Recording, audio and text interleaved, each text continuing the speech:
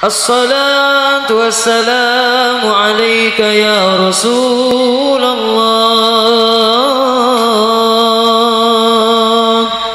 الصلاة والسلام عليك يا حبيب الله.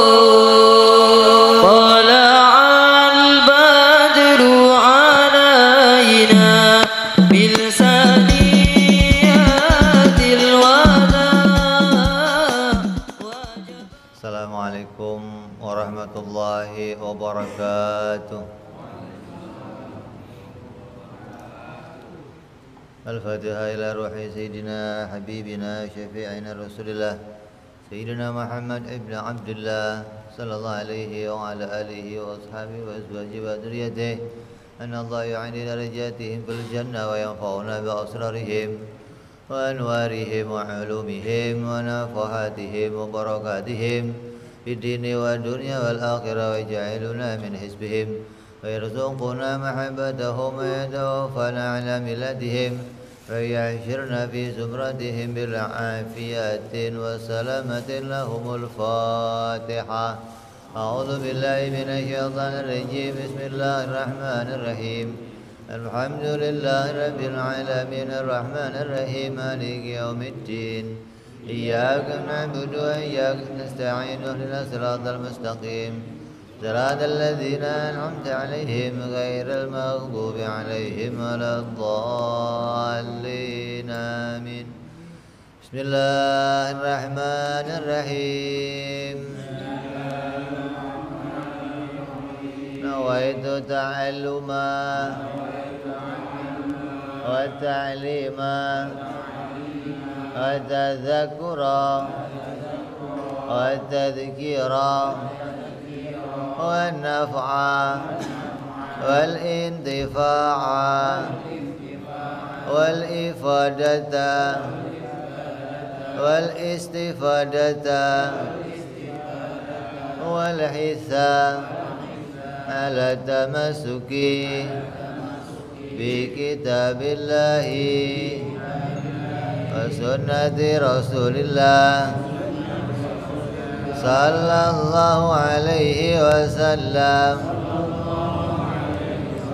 ودعاء إلى الهدى والدلالة على الخير ابتغاء مرضاته وقربه وثوابه وحسن الخاتمة مع اللطف والعافية وصلاح العاقبة.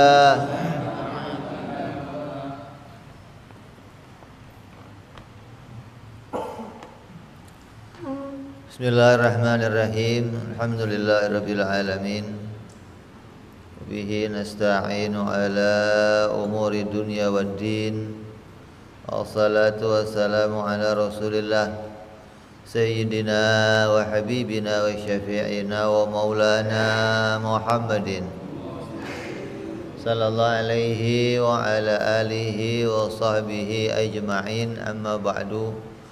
Qala musanniful kitab Hadratus Syekh Kiai Said bin Kiai Armiyah rahimahullah wa ghafara lahu wa liwalidayhi wa nafa'ana bihi fid darain.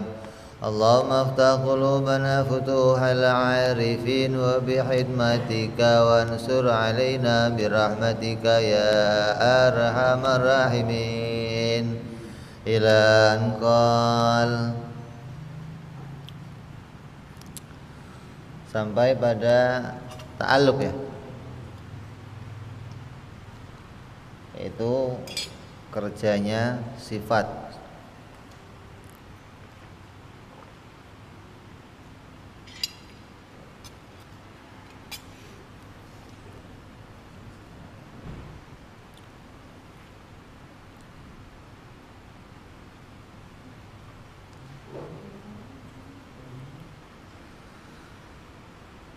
Dari 20 sifatnya Allah subhanahu wa ta'ala yang wajib diketahui, ada 7 yang derajatnya masuk dalam sifat ma'ani. Dari 7 sifat ma'ani ada 6 sifat yang punya ta'alluq atau punya kerja.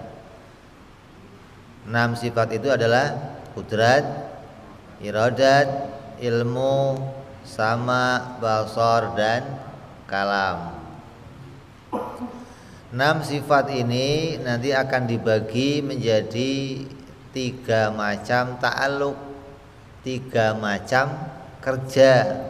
Yang pertama kerjanya adalah taktsir, menciptakan, memunculkan sesuatu. Yang kedua kerjanya itu inkisyaf, yaitu menyingkap segala sesuatu. Yang ketiga kerjanya dilalah, menunjukkan pada sesuatu.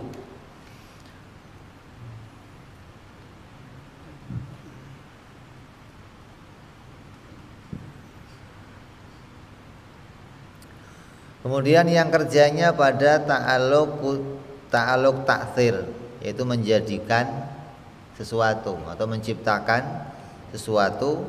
Maka yang kerjanya berurusan dengan sebuah penciptaan itu adalah sifat kudrat dan sifat iradah. Adapun yang kerjanya inkisyaf atau menyingkap segala perkara yang wujud, segala yang wujud itu dilihat, segala yang wujud itu didengar, maka sifat yang berurusan hanya pada perkara wujud itu namanya sifat sama dan basar. Artinya segala macam perkara yang ada itu bisa dideteksi oleh Allah. Pendeteksinya dengan apa? Dengan sama dan basar. Jadi Allah bisa menemukan segala perkara yang wujud, baik wujudnya sendiri atau wujudnya makhluk. Maka itu ditemu oleh sifatnya Allah yang namanya sifat sama dan sifat basar. Yang ketiga ta'alluqnya pada perkara yang wajib, mustahil, dan jaiz, yaitu yang meliputi segala perkara. Enggak cuman yang wujud saja, yang wujud ya dideteksi, yang tiada juga dideteksi, yang wajib, yang mustahil, yang jaiz semuanya terdeteksi oleh Allah. Itu namanya sifat ilmu dan sifat kalam. Kemudian kita akan masuk mulai pembahasan pada sifat taktsir, sifat menciptakan. Ta'alluq atau tuntutan kerja sifat kudrat itu adalah taktsir atau menciptakan. Maksudnya Allah menciptakan wujudnya sesuatu dan menciptakan tiadanya sesuatu itu dengan kudratnya. Ini bahasa dengan kudratnya, ini bahasa majas. Kita pinjem bahasa, bukan aslinya itu kudrat itu alat untuk menciptakan, bukan. Tapi kita mau bicara pada zatnya Allah ada sifat kudrat. Maka sifat kudrat itu kerjanya apa? Kerjanya menciptakan. Maka seakan-akan Allah menciptakan dengan kudrat. Ini bahasa mengantarkan kita memahami sifat kudrat. Tapi jangan dipahami kudrat itu menjadi alat bagi Allah untuk menciptakan sesuatu. Kalau ditanya yang menciptakan alam ini hakikatnya siapa? Oh ya zatnya Allah, bukan sifat kudrat, bukan. Sifat kudrat ini hanya kita bicarakan untuk mengantar bahwa pada zatnya Allah itu ada banyak sifat. Nah, sifat yang berurusan dengan menciptakan itu namanya sifat kudrat. Kalau kita kan saya mengambil sesuatu dengan tangan, maka tangan ini jadi alat. Karena tangan dan saya perkara lain, maka tangan menjadi alat. Kalau tangan ini dibuang, saya tetap ada. Maka tangan pada saya namanya alat. Saya mengangkat sesuatu dengan tangan, saya mengambil dengan tangan, saya berbuat dengan tangan, maka itu tangan menjadi alat kerja saya. Tapi sifat kudrat bagi Allah itu bukan perkara lain, hingga tidak bisa dikatakan kudrat sebagai alat. Jangan dipahami nanti, oh Allah itu kalau bikin alatnya kudrat, ya enggak. Kudrat itu sifat yang ada pada zat yang keadaannya tidak bisa disebut sebagai alat. Kalau mau disebut sebagai alat itu harus perkara lain, sesuatu yang digunakan dirinya untuk mengerjakan sesuatu, itu namanya alat. Tapi kalau sifat yang ada pada dirinya itu bukan alat, tapi sifat yang punya kerja, sifat yang pada dirinya itu, zatnya itu dengan kudrat mudah menciptakan segala sesuatu. Jadi yang menciptakan siapa? Yang menciptakan ya zatnya Allah, bukan kudrat.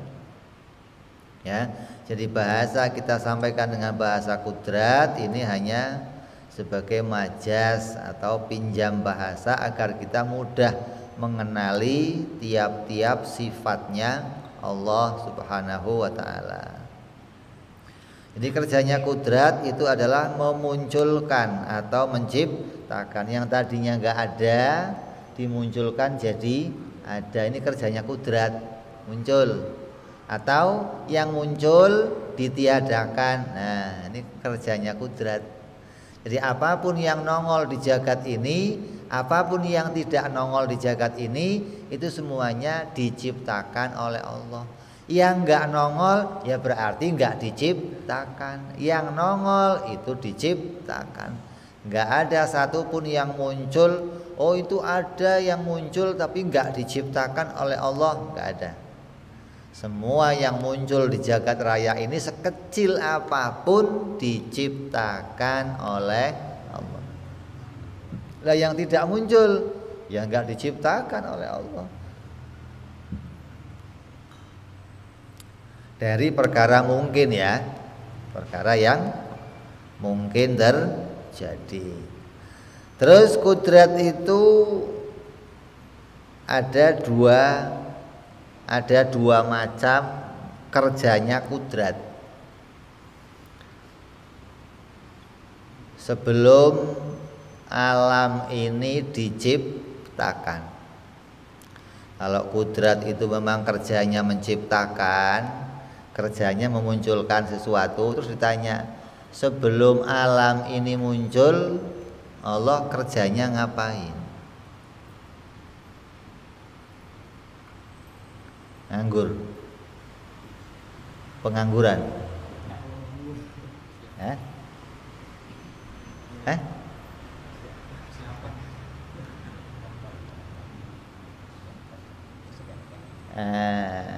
jadi kalau kita pingin menghilangkan persepsi nganggur, harus ada sebuah gambarannya gitu loh. Nganggur itu apa? Tidak ada kerjaan dan tidak ada pikiran.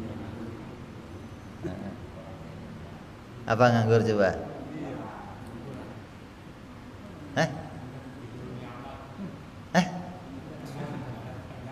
Nggak ada kerjaan. Jadi yang nggak ada kerjaan nganggur. Ya. Yang tidak bekerja itu nganggur. Apa nganggur itu? Diem. Oh, kalau kerja nggak boleh diem gitu ya. Ini HP lagi kerja, diem aja nggak kemana-mana. Nganggur itu ada kemampuannya, tapi tidak ada yang bisa dikerjakan. Sanggannya nggak ada gitu loh. Kemampuannya ada, tapi sanggannya nggak ada. Pak Haji Muri ada alatnya lengkap.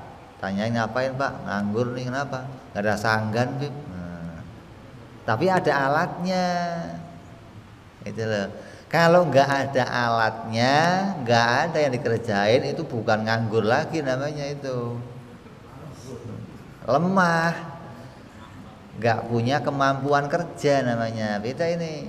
Kalau nganggur itu punya kemampuan kerja, tapi nggak ada yang dikerjain, gitu loh.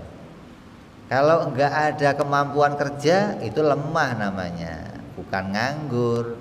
Jadi kalau kita tanya sebelum menciptakan alam ini yang dikerjakan Allah apa? Kan kemampuannya ada kan? Allah itu punya sifat kudrat, nggak ada awalnya, nggak ada akhirnya. Berarti sifat kemampuan menciptakan bagi Allah itu nggak ada permulaannya. Mulai kapan sih Allah bisa menciptakan alam? Ya nggak ada mulainya. Allah menciptakan alam nggak pakai belajar dulu kayak kamu belajar nulis gitu. Dulunya nggak bisa nulis, setelah belajar nulis jadi bisa nulis. Dulu nggak bisa naik sepeda, terus belajar naik sepeda. Allah menciptakan alam nggak pakai belajar, nggak. Kemampuan Allah menciptakan alam itu nggak ada awalnya, nggak ada akhirnya. Nah terus pertanyaannya berikutnya, kalau kemampuannya itu nggak ada awal, nggak ada akhirnya, lah sebelum alam diciptakan yang dikerjain apa? Nah, kan? Yang dikerjakan kita beri nama. Ulama memberi nama sebelum alam diciptakan Allah itu kerjanya namanya Suluhil Qadim. Apa namanya? Ada nggak di situ? Ada. Namanya apa? Suluhil Qadim. Apa itu Suluhil Qadim? Artinya sifat kudrat itu siap menciptakan. Siap menciptakan. Kenapa kok siap menciptakan? Karena bahan yang mau diciptakan itu selalu siap untuk dibikin. Yang bisa diciptakan Allah siapa? Kita. Alam ini selalu siap diciptakan. Allah bebas mau menciptakannya kapan saja. Jadi alamnya itu siap sedia untuk selalu diciptakan. Nggak pakai nyari bahan lagi, nggak. Kapan saja Allah mau menciptakan, maka kudratnya akan siap menciptakan sesuatu. Jadi sebelum alam ini dimunculkan, kudrat itu ngapain? Kudrat itu siap menciptakan. Siap menciptakan itu bukan nganggur, gitu loh. Yang namanya nganggur itu nggak ada sesuatu yang siap dikerjakan, bahan yang mau dikerjain nggak ada. Tapi kalau kamu punya kerjaan, kamu tukang jahit umpamanya, mesin jahitnya ada, kainnya ada, nganggur nggak? Ya nggak nganggur, kan ada yang kemampuan kerjanya ada, yang mau dikerjain juga ada. Lah kamu kok nggak kerja? Lah ini lagi siap-siap aja. Nanti kalau sewaktu-waktu saya mau kerja, tinggal kerjain deh, gitu loh. Nah yang begitu namanya bukan nganggur. Nganggur itu yang mau dikerjain nggak ada. Cari bahan dulu. Gua kehabisan sanggan nih. Nah, itu namanya nganggur yang begitu. Jadi sebelum alam ini diciptakan, Allah itu siap menciptakan segala sesuatu lah. Ditandai dengan apa siap itu? Ditandai dengan bisa menciptakan segala sesuatu. Jadi kalau kamu baca kitab tauhid, diartikan begini: Allah bersifat kudrat. Kudratnya Allah itu bisa menciptakan segala sesuatu. Itu artinya ta'aluknya ta'aluk suluhi. Kalau segala sesuatu itu bisa diciptakan, itu artinya dalam kesiapannya. Apa? Dalam apa? Kesiapan. Sesuatu yang siap diciptakan itu ya bisa diciptakan jadi apa saja. Kita sebelum diciptakan bisa lahir di Indonesia, bisa lahir di Amerika, bisa lahir di Arab, bisa lahir di Cina, bisa di Afrika, bisa lahir di surga, bisa nggak? Nah, tanggung-tanggung lahir di surga kamu, bisa, siap diciptakan di mana saja. Sebelum kamu dilahirkan, Allah siap menciptakan kamu, mau jadi raja bisa, mau jadi presiden bisa, mau jadi rakyat bisa, mau jadi. Sebelum diciptakan kamu, Allah bisa bikin kamu pendek, kecil, tinggi lah. Semua yang bisa diciptakan itu artinya kesiapan Allah bisa menciptakan segala sesuatu tanpa terbatas. Ini yang sering orang memahami ini dengan mengatakan bahwa Allah itu bisa menciptakan segala sesuatu. Sampai kadang ngomongnya tidak ada yang mustahil bagi Tuhan. Tidak ada yang mustahil bagi Allah. Ini kebablasan memahami sifat qudrat. Padahal kalau kita mau pahami di sini, yang namanya suluhi itu kerjanya pada apa? Tetap pada perkara yang mungkin terjadi. Kalau yang nggak mungkin terjadi, ya nggak bisa diciptakan. Bagaimana sih? Ya, jadi kerja yang pertama namanya apa?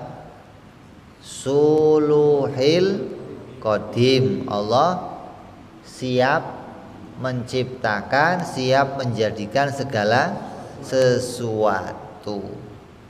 Nah, yang kedua namanya tanzizil hudus. Ini nama kerja ini.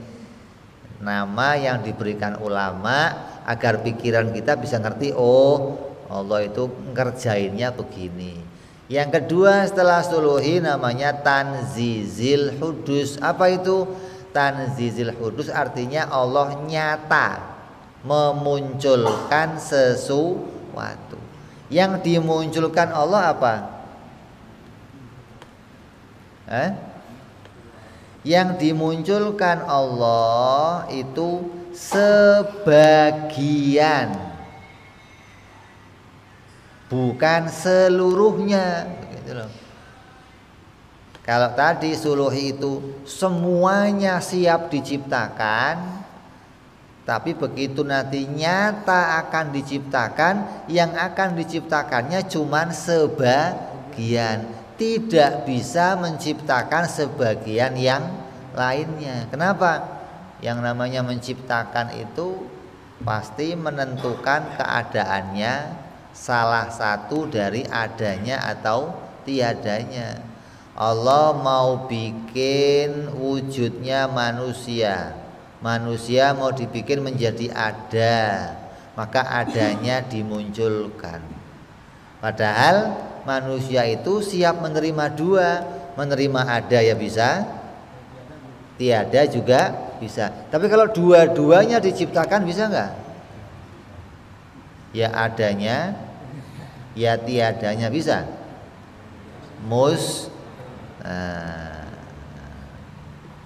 Allah mau menciptakan kamu jadi tinggi bisa, jadi pendek bisa. Yang dimunculkan apa? Salah satunya. Kalau dua-duanya bisa? Enggak bisa. Tapi enggak bisa ini bukan lemah, bukan. Kalau dua-duanya ini itu namanya ta'alluq suluhi. Kalau dalam persiapannya mah bisa aja. Nanti si fulan ini disiapkan jadi orang tinggi ya bisa, jadi orang pendek ya bisa, maka bisa disiapkan jadi apa saja. Fir'aun itu bisa diciptakan jadi orang beriman enggak? Bisa. Sebelum diciptakan menjadi kafir, sebelum nyata, sebelum ditanzizil hudus menjadi kafir, Fir'aun itu ya boleh aja jadi orang beriman, boleh aja jadi orang kafir. Itu namanya masih suluhi, masih dalam persiapan. Dalam persiapannya boleh jadi apa saja. Tapi nanti ketika mau dinyatakan harus salah satu, nggak bisa dua-duanya dimunculkan.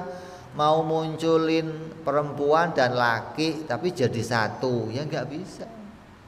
Mau memunculkan tinggi dan pendek jadi satu, ya nggak bisa.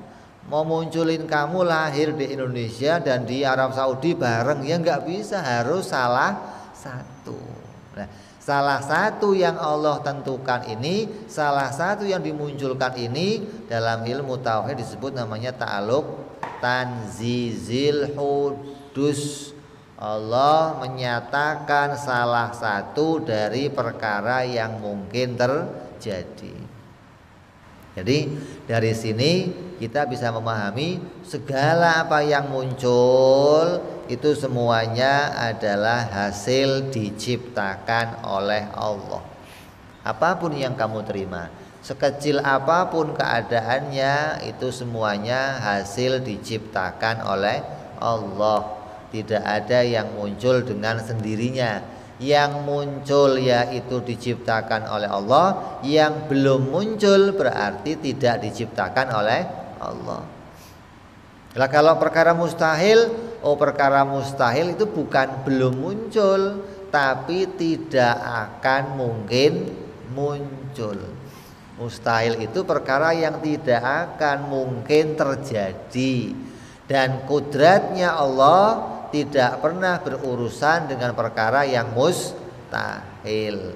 Allah itu hanya menciptakan perkara yang mungkin terjadi, bukan yang mustahil terjadi. Hati-hati, ini sering orang banyak kebablasan di sini sampai mengatakan tidak ada yang mustahil bagi Allah. Allah bisa menciptakan segala sesuatu walaupun itu mustahil. Ini keliru.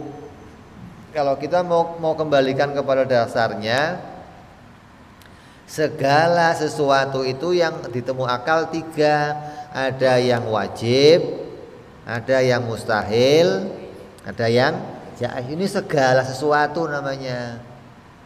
Wajib yaitu ditemu oleh akal, mustahil ditemu oleh akal, jaiz ditemu oleh akal. Tapi yang bisa diciptakan oleh Allah hanya satu, perkara yang jaiz. Wajib dan mustahil tidak masuk perkara yang bisa diciptakan oleh Allah. Nah, sekarang kalau Allah bisa menciptakan yang wajib, berarti Allah bisa menciptakan dirinya sendiri. Atau Allah menciptakan yang seperti dirinya, bisa? Allah menciptakan Tuhan lagi yang seperti dirinya, maka ini perkara yang mustahil. Jadi mustahil itu perkara yang nggak mungkin terjadi.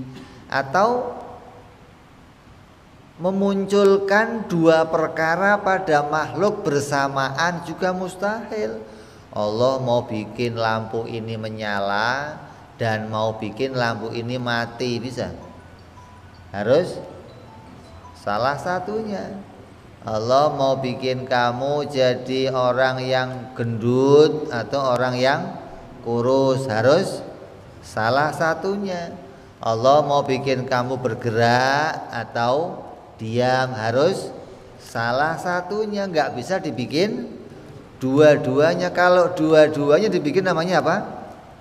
Mustahil. Jadi jangan katakan tidak ada yang mustahil bagi Allah. Bagaimana kok nggak ada? Memunculkan benda gerak dan diam bersamaan itu nggak bisa, gitu loh. Kata-kata nggak bisa itu bukan lemah, tapi benda ini tidak mau menerima dua sifat yang berlawanan. Setiap benda apapun tidak mungkin menerima sifat yang berlawanan. Sifat yang lawan kayak apa contohnya? Hidup sama mati, bisa nggak? Ada satu barang hidup dan mati berbarengan, bisa nggak? Nggak bisa, harus salah satunya. Apalagi yang berlawanan. mendengar dan tuli kumpul bersamaan pada satu wujud bisa? Itu berlawanan namanya. Gerak dan diam, berdiri sama jongkok bisa kumpul bareng. Coba bayangin, bisa kamu? Kamu bayangkan diri kamu berdiri sambil bisa? Namanya apa itu? Nah, perkara yang berlawanan itu tidak bisa diciptakan. Jadi jangan pernah katakan Allah itu bisa bikin apa saja. Apa saja yang mungkin terjadi gitu, beri batasan. Jangan nggak terbatas. Kalau nggak terbatas nanti nabrak pada perkara wajib dan mustahil. Karena perkara sesuatu itu nggak cuman jaiz saja, wajib ya masuk perkara sesuatu, mustahil juga masuk perkara sesuatu. Tapi yang bisa diciptakan itu hanya dua, perkara yang jaiz, yang boleh ada dan boleh pula tiada. Kalau perkara yang wajib ada doang maunya, nggak bisa diciptakan. Kalau Allah menciptakan perkara wajib bagaimana? Namanya tahsilul hasil. Wong barang sudah ada kok diadakan. Kayak lampu sudah nyala, bisa dinyalain lagi enggak? Nah, ngapain dinyalain? Sudah nyala kok dinyalain lagi? Ya. Sama lampu yang bolamnya sudah mati, bisa nggak dinyalain? Bisa nggak? Nggak bisa. Yang bolamnya udah mati, rusak. Bisa? Nggak bisa. Namanya sudah rusak.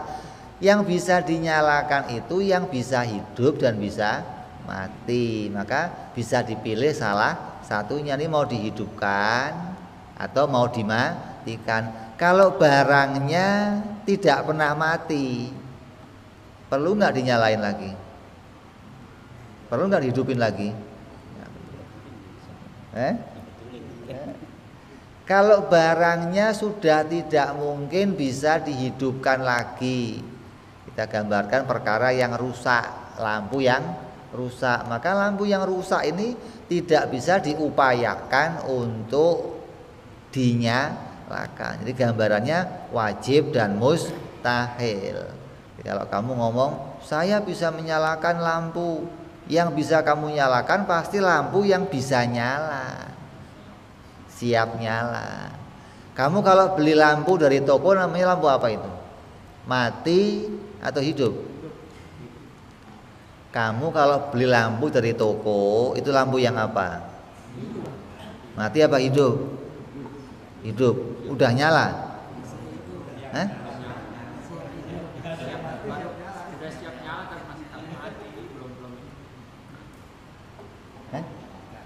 Kalau beli lampu dari toko, itu keadaannya nyala atau mati? Mati ya? Bisa dihidupkan? Saya kasih lampu yang mati ya. Lampu yang mati dan rusak sama-sama nggak nyala ini. Ini lampunya nggak nyala, ini nggak nyala. Nggak nyala itu belum mesti bisa dinyalakan. Yang bisa dinyalakan yang mana? Yang siap hidup. Yang nggak bisa dinyalakan yang mana? Yang rusak gitu. Jadi mati itu ada dua gambarannya. Ada mati yang rusak, ada mati yang siap dihidupkan. Nah, lampu yang kamu beli dari toko itu lampu yang mati. Nah, lampu yang siap dihidupkan. Kalau kamu katakan ini mati, ini kelihatannya bukan mati, ini belum nyala.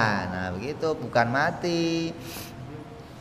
Mati itu hasil dia sudah dinyalakan dulu, kemudian baru dimatikan.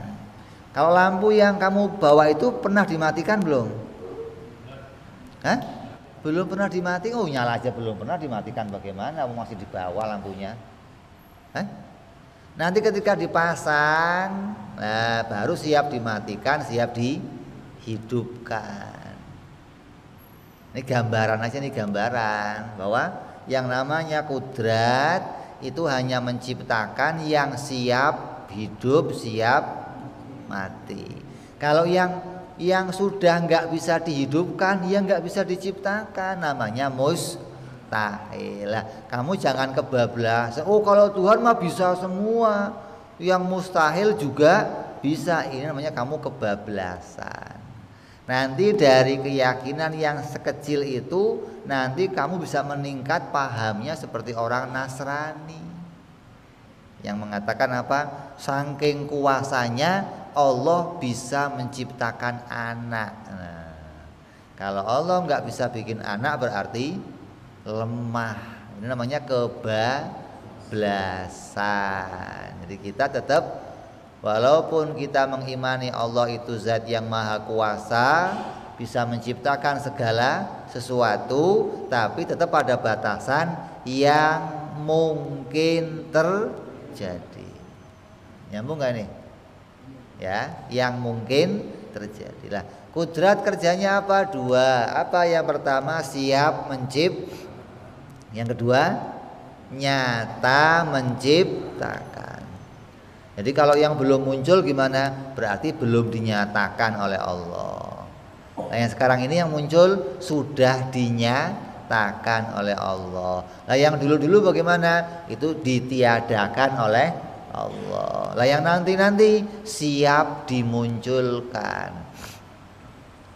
Nah yang mustahil, mustahil nggak berurusan sama kudrat sama irodat. Ini bedakan ini dua perkara ini ya. Jadi yang pertama kerjanya kudrat adalah suluhil qadim. Sebelum alam ini diciptakan, Allah siap menciptakan segala sesuatu. Nah, setelah alam ini muncul, itu maknanya alam ini sudah ditanzizi oleh Allah, sudah dinyatakan kemunculannya oleh Allah. Kalau alam ini akan ditiadakan bagaimana? Ya Allah menghendaki menghilangkan wujudnya alam. Ibaratnya kamu nulis di papan tulis, yang tadinya itu kamu siap nulis, nggak ada tulisan, lalu kamu bikin tulisan, bikin gambar mobil, motor, tulisan, rumah. Kalau kamu pengen menghilangkannya diapain? Dihapus. Nah, alam itu begitu. Yang Allah kehendaki dimunculkan maka akan dimunculkan oleh Allah. Yang Allah menghendaki dia akan tiada, ya dihilangkan oleh Allah. Caranya dengan ditiadakan. Jadi kerjanya kudrat itu mewujudkan dan meniadakan segala sesuatu yang mungkin terjadi. Tapi kerja yang pertama itu dita'aluki kudrat, maknanya Allah siap menciptakan segala sesuatu. Yang kedua, Allah menyatakan sebagian dari segala sesuatu, bukan semuanya tapi sebagian. Kenapa kok sebagian? Karena memang yang bisa dimunculkan hanya sebagiannya, nggak mungkin dua-duanya dimunculkan. Wujudnya dimunculkan, adamnya dimunculkan, itu mustahil, pasti hanya salah satunya.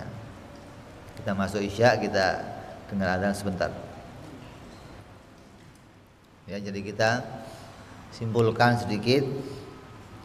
Yang pertama ta'aluk sulul qadim, yang kedua ta'aluk tanzizil hudus. Ta'aluk sulul qadim adalah sungguhnya Allah mampu menciptakan seluruh perkara mungkin. Seluruh perkara mungkin, bukan seluruh perkara, bukan seluruh perkara mungkin, dan mampu meniadakan seluruh perkara mungkin. Bukan Allah bisa meniadakan seluruh perkara.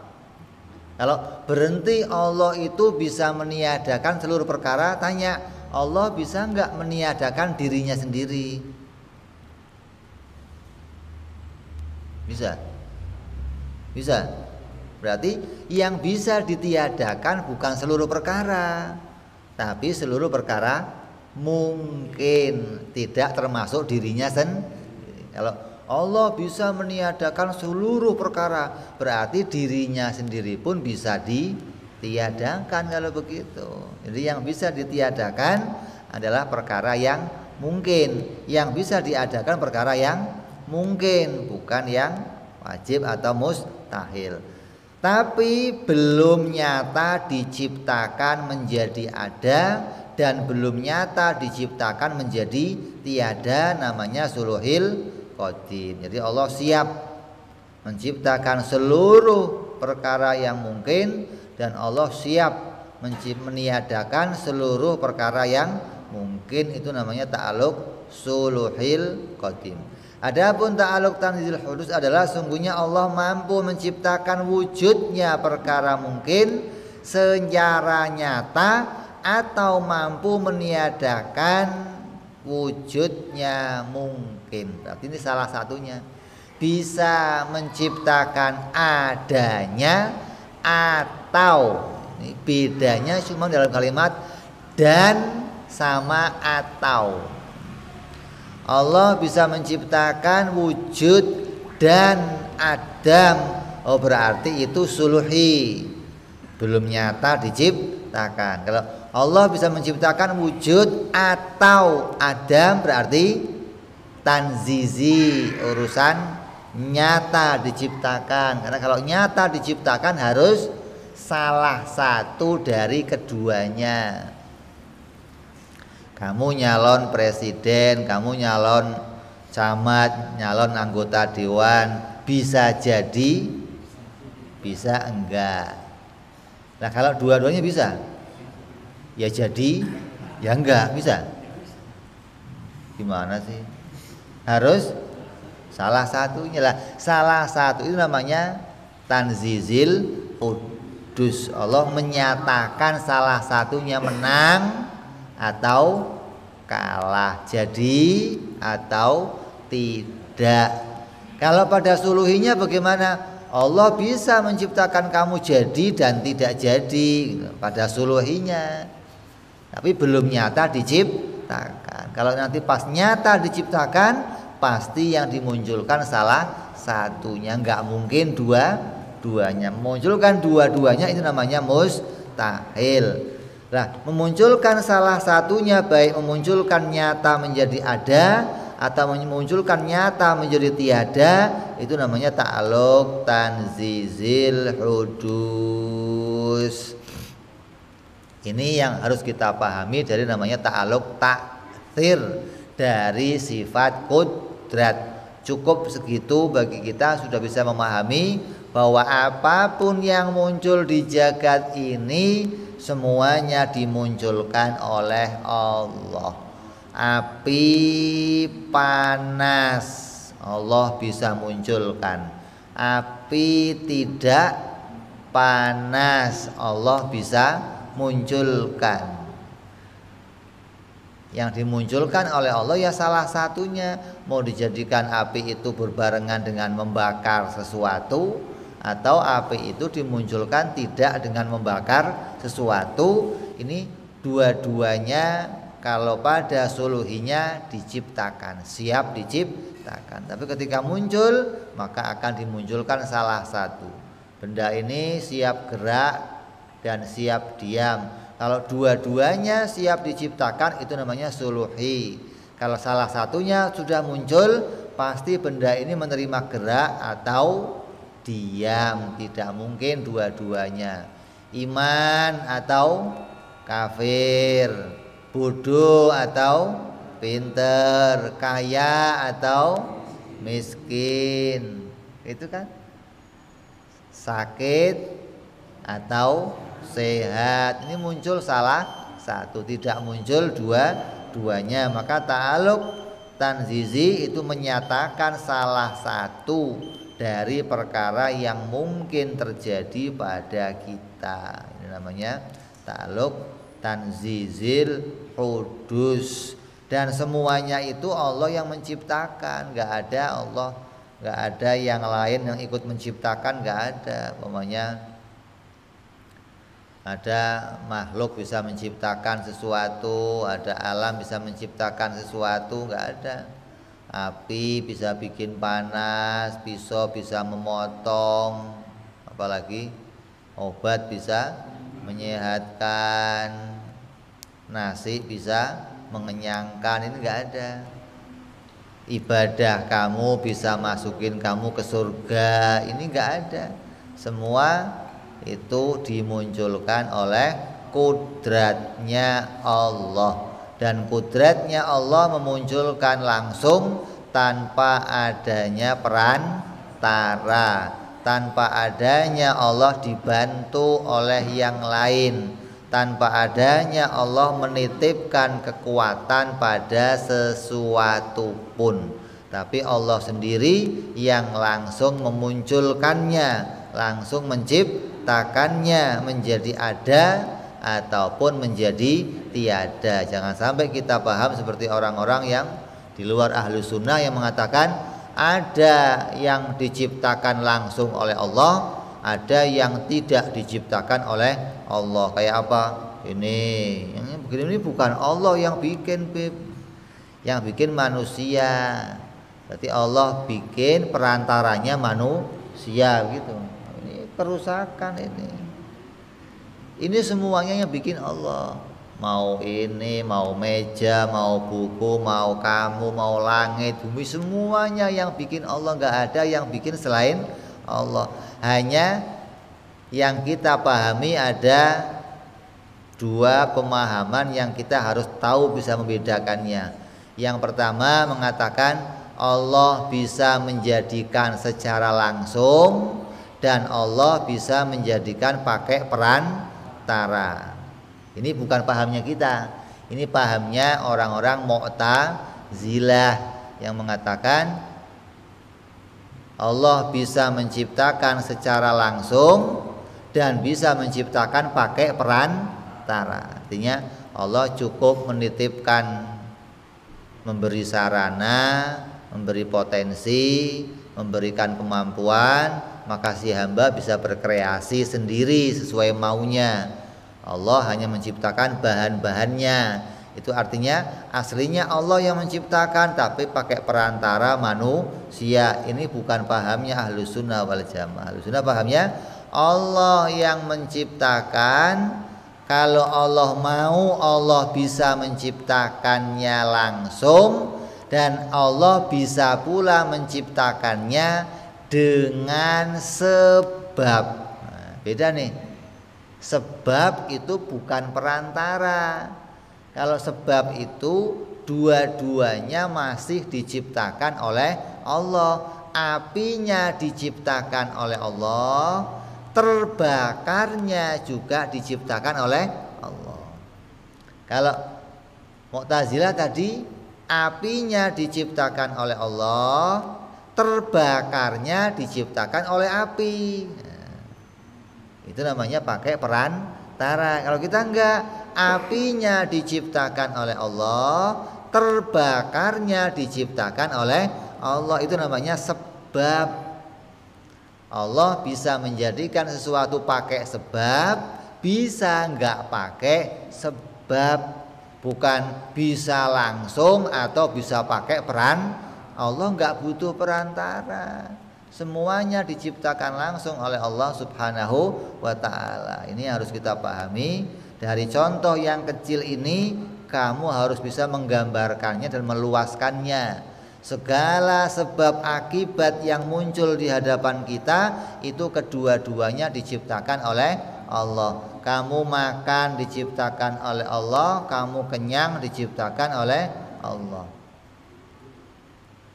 Kamu sehat, kamu sakit diciptakan oleh Allah, kamu minum obat, sehatnya pun dimunculkan oleh Allah. Tapi kalau Mu'tazilah menganggap obat itu diciptakan oleh Allah, dengan orang itu minum obat, obat menjadikan sehat. Itu namanya perantara. Allah tidak butuh perantara dalam menciptakan segala sesuatu, tapi Allah menjadikannya langsung dengan kudratnya, tidak pakai menitipkan sesuatu pada yang lain. Ini harus kita pahami, jangan sampai hati kita seperti pahamnya orang Mu'tazilah. Jadi mereka itu pahamnya apa?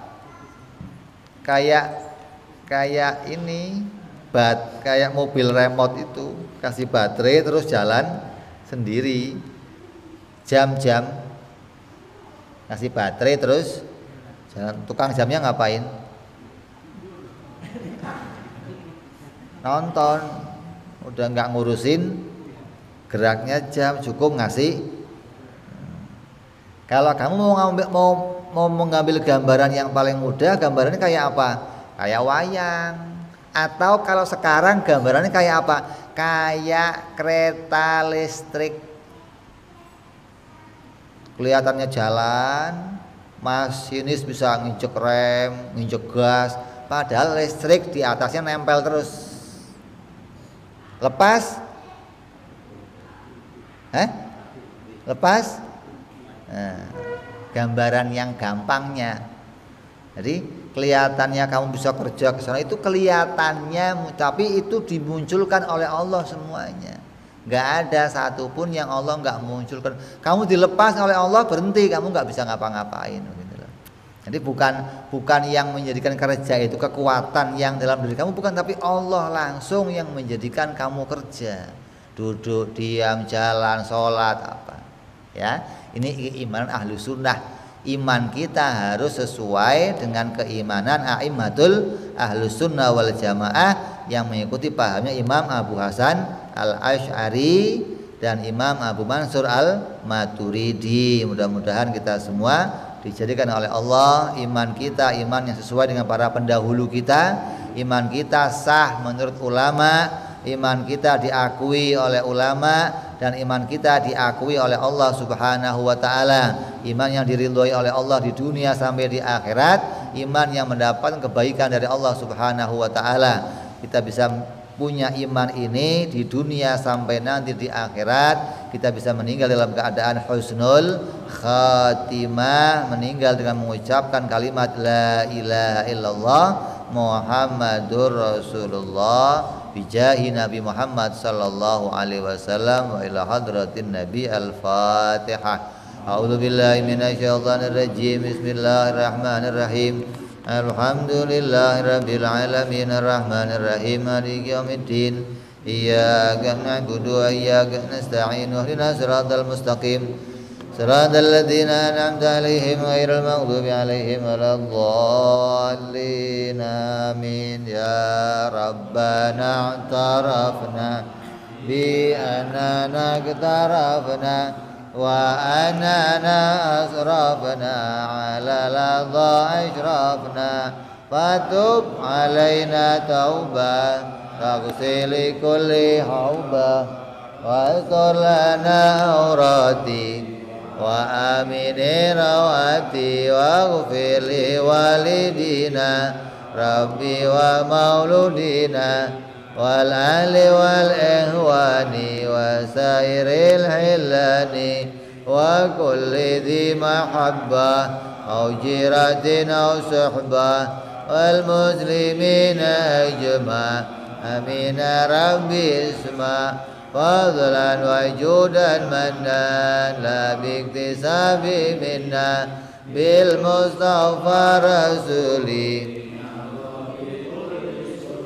Salla wa salam Rabbi alaihi adal habbi wa alihi wa sahbihi idada tahsi suhbi walhamdulil ilahi bil badi wa tanahi subhana rabbika rabbil izzati amma yasifun wa salamun alal mursalin walhamdulillahi rabbil alamin. Assalamualaikum warahmatullahi wabarakatuh.